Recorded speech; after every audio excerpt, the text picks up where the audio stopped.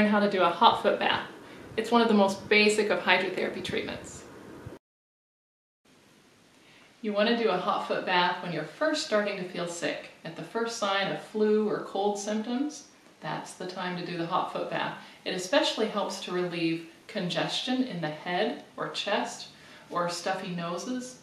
It can also help relieve menstrual cramps and pain in other parts of the body. You don't want to do a hot foot bath if you don't have good feeling in your feet and you can't tell whether you're burning yourself or not. If you're using it on another person, you want to make sure they can communicate well with you so they can give you feedback so they're not getting burned either. In other words, you wouldn't do it on a tiny child that can't verbalize, and you wouldn't do it on an unconscious patient or anyone that can't communicate with you. Here's the equipment you'll need. You'll need a small tub or a basin to put the feet in.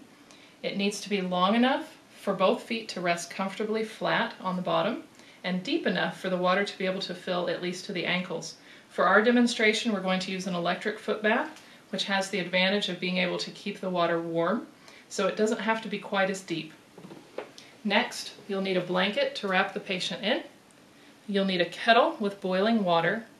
You'll need a pitcher filled with ice water and a washcloth to put in the ice water to put on the patient's forehead to keep her head from getting too warm.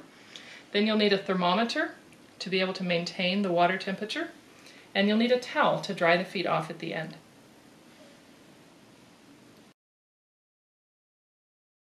So to get started, we have our patient ready to go. She's wrapped in a blanket, sitting comfortably with pillows behind her head and her back if necessary so that she can relax. We're ready to put her feet into the water and get started with this.